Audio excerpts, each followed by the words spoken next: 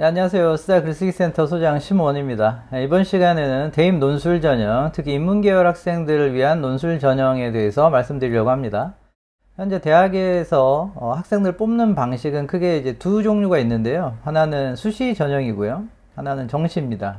학생들이 입시를 준비한다고 하면 보통 내신 학생부를 준비를 해서 수시로 가거나 아니면 수능을 준비해서 정시로 가거나 이제 이렇게 생각을 합니다. 그런데 인서울 중상위권 학교들을 보면 수시 전형 안에 논술 전형이라는 게 있습니다. 그래서 논술 전형을 가지고 대체로 이제 학생들을 10%에서 15% 정도 선발하는데요. 사실 고3 현역 학생들은 논술 전형에 대해서 잘 모릅니다. 그리고 자기가 논술 전형으로 대학을 갈 수 있다는 생각을 잘 못하기 때문에 이 전형에 대한 이해가 없는 상태에서 고3 입시를 시작하게 되고, 그러다가 이제 6월 모의고사 정도를 보면 수능이 생각보다 쉽지 않다. 그리고 학생부 전형으로도 자신이 원하는 대학을 쓰기가 좀 쉽지 않다는 생각을 하게 됩니다. 그런데 6월부터 논술 시험을 준비한다고 하면 4개월 준비하는 거거든요. 너무 늦습니다. 그래서 학생들은 논술 전형에 대한 제대로 이해도 못한 상태에서 급하게 또 원서를 쓰고 실제로는 시험장도 못 가는 경우도 많습니다. 수능 최저를 못 맞춰가지고요. 그래서 입시를 시작할 때 일단은 학생들 입장에서는 자신이 활용할 수 있는 카드를 전부 다 검토를 해보는 게 좋기 때문에 이번 영상에서 짧게 논술 전형이 뭐고 그걸 어떻게 준비하는 것이 좋은지 말씀드리도록 하겠습니다. 먼저 논술 전형에 관해서 짧게 설명드리겠습니다. 앞서도 잠깐 말씀드렸듯이 우리나라에서 대학을 가는 방법은 두 가지가 있고요. 그게 수시와 정시로 나뉩니다. 그런데 이제 인서울 상위권 대학들, 중상위권 대학들의 경우에는 논술 전형으로 전체 정원의 10% 내외를 뽑습니다. 연세대 같은 경우에는 15% 정도 뽑고요. 고려대는 10% 정도 됩니다. 대학에 따라서는 이 비율보다 좀 높아지기도 하고 좀 낮아지기도 하는데 대체로 10% 정도를 뽑는다라고 생각하시면 될 것 같습니다. 그래서 전체적인 입시의 구조는 인서울 중상위권 대학을 목표로 한다고 하면 5대 1대 4의 비율이 된다라고 생각하시는 게 좋겠습니다. 그런데 이제 모든 학생들이 논술을 할 필요는 없습니다. 수능과 내신이 이제 아주 잘 나오는 학생들, 그런 학생들은 학생부 전형으로 가거나 수능 정시로 가면 되기 때문에 굳이 논술을 할 필요가 없고요. 대체로 논술 전형이 필요한 학생들은 아주 잘하지도 못하고 그렇다고 해서 많이 떨어지지도 않는 이제 그런 학생들이 논술 전형이 필요합니다. 예를 들어서 2등급, 3등급이 섞어서 나온 학생들이 있죠. 수능에서. 그런 학생들은 인서울 턱걸이 할 가능성이 높거든요. 그런데 2등급 2개 정도만 돼도 경희대나 동국대, 그리고 2등급 3개 정도만 되면은 성균관대 정도까지도 다 쓸 수가 있기 때문에 수능 성적이 좀 애매한 학생들 중에서 인서울 중상위권 학교를 간절하게 내가 가야겠다고 생각하는 학생들, 그런 학생들은 논술 전형이 그 대학을 갈 수 있는 거의 유일한 방법이라고 할 수가 있습니다. 그리고 뭐 학생부 전형 같은 경우에도 3등급이 넘어가면, 내신 3등급이 넘어가면 아무리 학생부 종합전형이라 하더라도 자신이 원하는 대학 쓰기가 좀 어려울 수가 있습니다. 그럴 경우에는 학생부 전형을 낮춰 쓰기보다는 논술 전형으로 도전을 하는 경우가 있습니다. 그래서 정리를 해보면 내신과 수능 2등급에서 3등급, 뭐 4등급 정도가 걸쳐서 있는 학생들 중에서 나는 꼭 인서울 가야겠다 혹은 인서울 최상위권 대학을 한번 도전해 봐야겠다는 의지가 강한 학생들은 최대한 빨리 논술 전형을 시작하는 게 좋고요. 그렇지 않은 경우에는 이제 수능이나 뭐 학생부 전형을 중심으로 입시를 준비하시면 되겠습니다. 다음으로 이제 논술 시험 자체에 대한 이해가 좀 필요한데요. 뭐 대입 논술 시험은 고등학교 그 서술형 논술형 시험과 크게 다르지 않다. 즉 답을 쓰는 시험입니다. 자기 생각을 쓰는 게 아니고요. 답을 쓰는 시험이다. 그래서 글쓰기를 잘한다고 해서 붙는 시험이 아니고 자기 생각보다는 출제자가 원하는 답을 찾아서 간결하게 정리해서 쓰는 정도의 능력이 필요한 시험입니다. 두 번째, 논술이기 때문에 문장력이 매우 중요하다고 생각하는데 사실 그렇지 않습니다. 논술 시험에서 가장 중요한 능력은 이해력, 사고력입니다. 논술시험은 대체로 주어진 자료, 제시문이 보통 뭐 4개에서 많게는 뭐 6개, 7개까지 나옵니다. 주어진 자료를 활용해서 출제자가 원하는 답이 무엇인지를 추론하지 못하면, 즉 사고력이 부족하면 문장력이 아무리 좋아도 합격할 수가 없습니다. 한국 학생들은 글쓰기 교육을 제대로 받아본 적이 없기 때문에 뭐 문장은 대체로 다 못 쓴다고 생각하시면 되고, 간혹가다 이런 경우가 있죠. 주변에 보시면 논술을 많이 공부하지 않았는데 논술 전형을 합격한 학생들이 있습니다. 뭐 당연한 일인데요. 그 학생들은 다른 학생들과 비교해 봤을 때 사고력이 좋기 때문에, 이해력과 추론하는 능력이 좋기 때문에 출제자가 원하는 답을 잘 찾았고 완벽하진 않지만 잘 서술됐다. 그러면 합격합니다. 그래서 논술 시험은 문장력이 아니라 사고력이 중요한 시험이다 라고 생각하시면 되겠습니다. 논술 시험은 운이 아니고요, 완전히 실력으로 당락이 결정되는 시험입니다. 수능 시험 같은 경우에는 선다형이기 때문에 몰라도 찍을 수가 있지만, 논술 시험은 마침표 하나까지 자기가 다 찍어야 됩니다. 자기가 다 결정하고 그 결정에 책임을 져야 되는 그런 방식으로 시험이 구성되어 있습니다. 따라서 운이 개입할 수가 없고요. 처음부터 끝까지 완벽하게 학생의 사고력에 의지하는 시험이라 이렇게 생각하시면 될 것 같습니다. 간혹 가다가 뭐 논술 운 아니야? 뭐 어떤 애들은 공부도 안 하고 붙었다는데 이렇게 말하는데요. 그 운이 절대 아니고요. 붙은 학생은 붙은 이유가 있는 겁니다. 학생들이 그걸 모르니까 그냥 그런 식으로 말하는 것 뿐입니다. 자, 다음으로 이제 논술 시험을 이제 준비를 할 때 명심해야 될 것들이 몇 가지가 있는데요. 이 부분은 잘 들으시고요. 혹시 자기가 이런 것들을 간과하고 있는지 한번 생각해 보시기 바랍니다. 첫 번째로 가장 중요한 것은 학생이 논술 시험을 볼 만한 능력이 있는지를 확인하는 겁니다. 논술 시험 아까도 말씀드렸듯이 처음부터 끝까지 다 자기 힘으로 해야 되거든요. 근데 어떤 학생들은 그런 역량이 부족해서 뭐 아무리 해도 잘 안 되는 학생들이 있습니다. 왜 그러냐면은 기본적인 사고력과 이해력이 부족하기 때문에 논술 문제를 풀 만한 역량이 되지 않는 겁니다. 특히 이제 학력이 낮은 학생들, 수능에서 5등급 넘어가거나 4등급 넘어가는 학생들. 그런데 이런 학생들이 어떻게 접근하냐면 나는 뭐 수능도 안 되고 학생부도 안 되니까 뭐 논술로 한번 해볼까? 이런 식으로 접근합니다. 될 턱이 없죠. 기본 능력이 부족한 학생들이 어설프게 논술을 시작했다가 차라리 그 시간에 수능이나 뭐 다른 공부를 하는 게 나을 수도 있는 시간을 낭비하는 경우가 많습니다. 학생이 어느 정도의 논술 실력을 가지고 있는지를 확인하셔야 되고요. 어떻게 준비해야지 효과적인지에 대해서 미리 반드시 판단을 하셔야 됩니다. 그래서 논술 역량평가 같은 것들을 활용해 가지고 한번 현재 상황을 체크해 보시는 게 좋겠습니다. 그리고 두 번째는 분명한 목표가 있어야 됩니다. 논술 공부 힘들거든요. 아마 대부분의 학생들이 처음에 시작하면 내가 이거를 할 수 있을까? 너무 어렵다. 혹은 뭐 해도 늦는 것 같지 않다. 이런 생각을 하게 될 겁니다. 대체로 다 그렇습니다. 합격한 학생들도 그래요, 처음에는. 그래서 학생들이 조금 중간에 나가 떨어지기 쉽거든요. 그럴 때 잡아주는 게 뭐냐? 목표의식입니다. 예를 들면 내가 어차피 고생할 바에 좀 더 해서 인서울 최상위권을 도전해 볼 거야. 이게 내 인생에서 굉장히 중요한 목표다라는 의식이 있어야 어려움을 견디죠. 그런데 뭐 해볼까 했는데 좀 어려우니까 관둬. 그러면 죽도 밥도 안 되는 경우가 많거든요. 뭐 인생 모든 일이 다 그렇죠. 간절하게 바라고 매달려야 되는 거지, 뭐 남들 하는 만큼 대충 끼적거리면 되는 그런 시험 아니거든요. 그래서 목표의식을 좀 분명히 갖고 있는지를 확인해보자 라는 말씀 드리겠습니다. 그리고 이제 논술을 준비하면 학생들이 오해하는 게 논술만 엄청 해야 되는 거 아니야? 이렇게 생각하실 텐데요. 그렇지 않습니다. 논술에서 제일 중요한 것은 수능이에요, 사실. 왜냐하면 수능 최저를 맞추지 못하면 아무 의미가 없습니다. 수능 최저를 못 맞힌 학생들이 굉장히 많거든요. 보통 이제 논술 원서를 쓰잖아요. 원서를 쓰면은 100대 1이 경쟁률이다.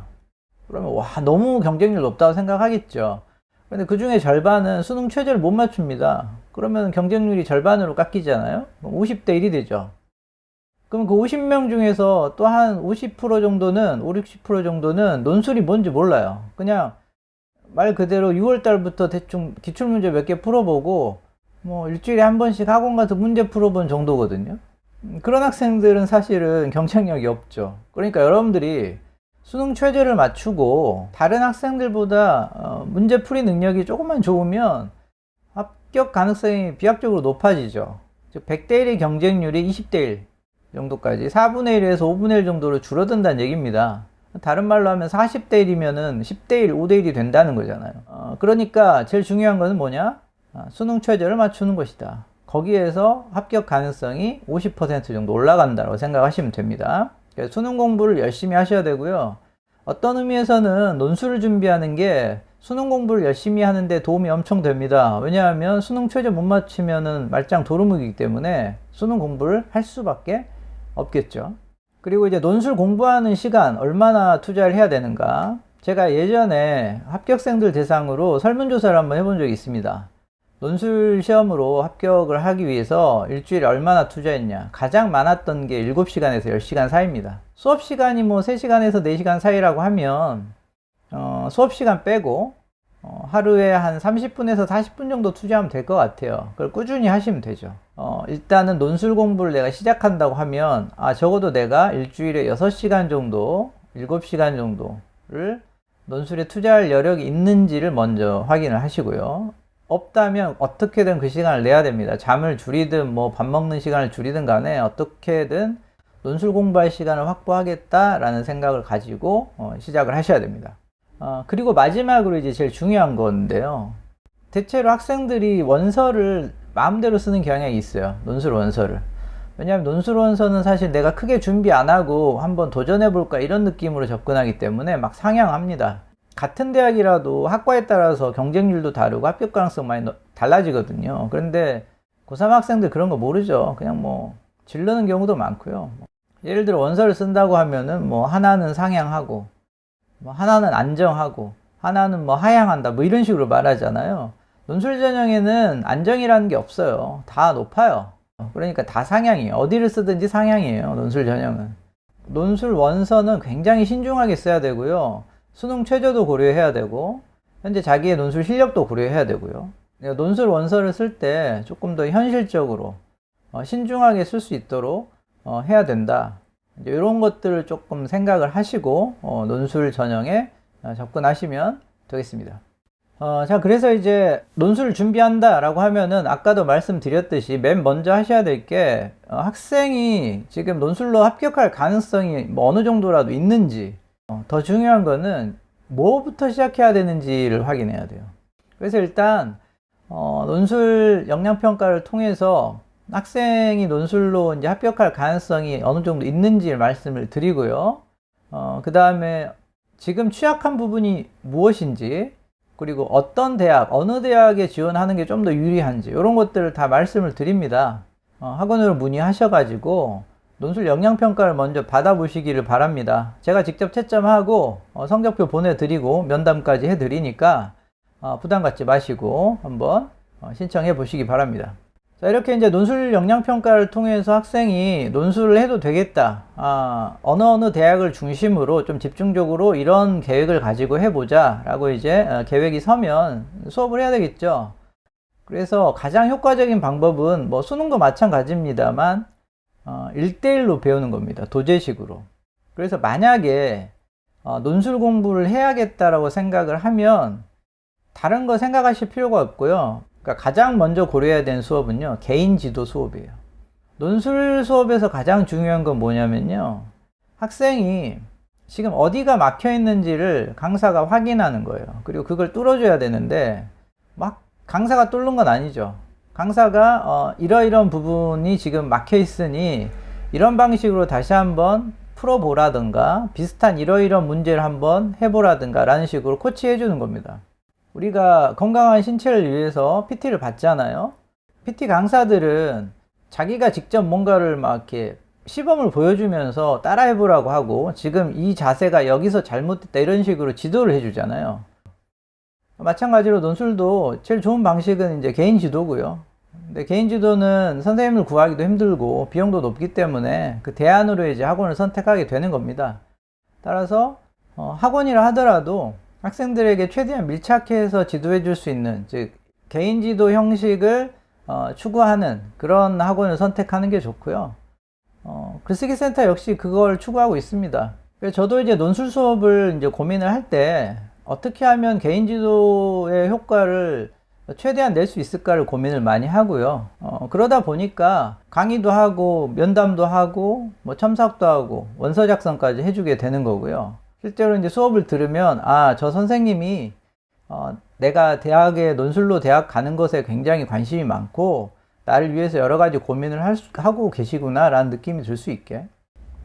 그리고 이제 제가 뭐 15년 넘게 논술 지도했기 때문에 사실은 제 나름대로 이제 뭐 비법, 노하우 이런 게 있죠. 그래서 학생들에게 최대한 적은 시간을 투자하고 집중적으로 논술 실력을 향상시킬 수 있는 방법이 몇 가지가 있습니다. 뭐 이 방법을 사용한다고 해서 뭐 무조건 붙는다 이런 거보다는 제가 생각할 때 제일 중요한 건 학생들 스스로 알겠다 이렇게 하면 되는 건데 내가 지금 이 단계가 부족하구나 라는 걸 스스로 깨닫게 하는 게 제일 중요하거든요. 그게 사실 모든 공부가 그렇죠. 근데 제가 이제 추구하는 방식은 학생들이 매 시간마다 내가 성장하고 있구나, 어렵긴 하지만 이걸 하니까 되는구나 라는 느낌을 가질 수 있게 점점 이거 나 혼자 힘으로도 할 수 있겠는데 라는 생각을 가질 수 있게 그렇게 하는 게 목표입니다. 그 다음에 이제 저희가 매주 면담을 하기 때문에 학생과 제가 만나면 맨 먼저 하는 게 이번 주에 언제 몇 분 동안 무엇을 공부해야 될까를 얘기를 해줍니다. 물론 이제 고3 정도 되면은 자기 공부 시간 자기가 정하는 게 좋은데 근데 논술 공부라는 거는 이제 하던 공부가 아니기 때문에 학생들이 시간 내기가 좀 어렵습니다. 그리고 시간을 내더라도 이게 뭘 해야 될지 잘 몰라요. 그래서 가능하면 학생들이 그냥 제가 가이드한 대로 따라하면 실력이 늘 수 있도록 그렇게 준비를 하고 있습니다. 그래서 매주 면담을 하고 학습 일정을 세우고 그 다음에 학습 과정에서 어려웠던 것들에 대해서 해결을 해주는 그런 시간을 가지고 있습니다. 학생과의 이제 접점을 늘리는 방법 중에 하나로 제가 이제 채택하고 있는 방식은 주 3회 온라인 첨삭입니다. 보통 학원들은 일주일에 한 번 쓰고 그날 가서 뭐 첨삭 받고 일주일에 한 번 정도 첨삭을 받거든요. 중요한 거는 학생 스스로가 자신이 지금 무엇부터 해결해야 되는지를 아는 게 중요합니다. 그러려면은 주중에 자신이 부족한 부분을 잘 해결해 나가고 있는지를 확인해야 되는데 일주일에 한 번 첨삭으로는 좀 부족해요. 그래서 저는 일주일에 이제 3번 정도 첨삭을 하는데요. 온라인으로 첨삭을 합니다. 뭐 원하는 학생들은 더 할 수도 있고요. 그래서 언제든지 학생들이 자기가 현재 개선되고 있는지를 확인하고 싶다면 자기가 쓴 답안을 올리고 거기에 대해서 적극적으로 피드백하는 방식으로 학생과의 접점을 늘리고 있다라는 말씀 드리고 싶습니다. 마지막으로 이제 원서 작성이죠. 학생들하고 면담을 해보면은 정말 많은 일들이 일어납니다. 뭐 부모님이 뭘 원한다, 뭐 자기는 이 정도는 가야 되겠다. 뭐 고3 학생들 같은 경우에는 현역이기 때문에 평가원 모의고사하고 교육청 모의고사의 차이도 잘 모르고요. 그래서 막 3월 모의고사 안 나왔는데 4월 나왔다고 좋아하고요. 현실 감각이 좀 없고 경험이 부족하니까 당연하죠. 그럼 제가 이제 학생들이 현실감을 느낄 수 있도록 조언을 해줘야 되겠죠. 지금 이 대학을 쓸 수 있는 수준이 아니다. 이 대학을 쓰고자 한다면 이러이러한 조건이 좀 더 갖춰져야 한다. 이런 식으로 끊임없이 학생들에게 현실적인 감각을 갖도록 하고요. 막연하게 원서를 쓰도록 두지 않습니다. 그렇게 해서 이제 면담을 하고 면담 결과에 따라서 원서 작성까지 해줍니다. 학부모님들께서 논술 원서 작성을 가지고 고민하실 일은 별로 없으실 겁니다. 오랜 기간 동안 원서에 대해서 많이 학생들하고 얘기를 하고요. 대체로 방향을 정해 놓기 때문에 마지막 모의고사 몇 번을 이제 보고 종합해서 결정을 하게 됩니다. 마지막으로 당부드리고 싶은 말씀은 막연하게 논술을 해야 될까 말아야 될까 이렇게 생각하지 마시고요. 지금 내가 논술을 해도 되는지, 논술의 가능성이 있는지 이런 것들을 확인하고 싶으시면 주변에 있는 비전문가들의 얘기에 휘둘리지 마시고 논술 실력이 어느 정도 되고 내가 어느 대학을 어떤 식으로 준비하는 게 가장 효과적일지를 판단을 받아보시기를 바랍니다. 그래서 학원으로 전화하셔가지고요, 논술 역량평가를 한번 신청하시고 그 다음에 결과를 두고 저하고 얘기를 나누시면 결정하는 데 훨씬 더 도움이 될 겁니다. 자, 그러면 저는 또 다음 영상에서 찾아뵙도록 하겠습니다. 감사합니다.